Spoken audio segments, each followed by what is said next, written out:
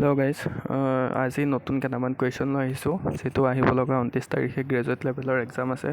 সেই এক্সামটোৰ কাৰণে কেইটামান ইম্পৰ্টেণ্ট কুৱেশ্যন আমি আজি এই ভিডিঅ'টোত ডিছকাছ কৰিম। আপোনালোকৰ কাৰণে কুৱেশ্যনকেইটা হেল্পফুল হ'ব, গতিকে এইকেইটা কুৱেশ্যন এবাৰ চাই যাব আপোনালোকে, ঠিক আছে। তো আমি ফাৰ্ষ্ট কুৱেশ্যনটো লৈছোঁ, headquarter of international Olympic committee, যিটো আছে ছুইজাৰলেণ্ডত। ছেকেণ্ড কুৱেশ্যনটো, which agency enforces the laws on food security in India? এনচাৰটো FSSAI। তাৰ পিছৰ কুৱেশ্যনটো আমি চাওঁ। 3 নম্বৰ কুৱেশ্যনটো, the government of India enacted the forest conservation act in the year? এনচাৰটো হৈছে 1980, ঠিক আছে। তাৰপিছতে 4 নম্বৰ কুৱেশ্যনটো হৈছে, who translate Kalidas famous work Shakuntala into English? এনচাৰটো হৈছে sir William Jones. 5 number কুৱেশ্যনটো, Madhupur সত্ৰ ক'ত অৱস্থিত? মধুপুৰ সত্ৰ আছে কোচবিহাৰত।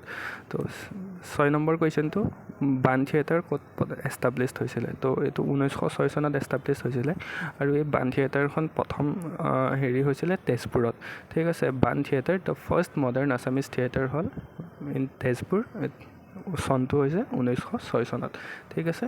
তাৰপিছতে ডক্টৰ হাজৰিকা গট দ্য দাদা চাহেব ফাল্কে এৱাৰ্ড? এইটো ডক্টৰ ভূপেন হাজৰিকাৰ কথা লিখিছোঁ। এনচাৰটো হৈছে 1992, ঠিক আছে। আৰু 8 নম্বৰ কুৱেশ্যনটো হৈছে, Assam elementary education act passed by the government? চনটো হৈছে 1962।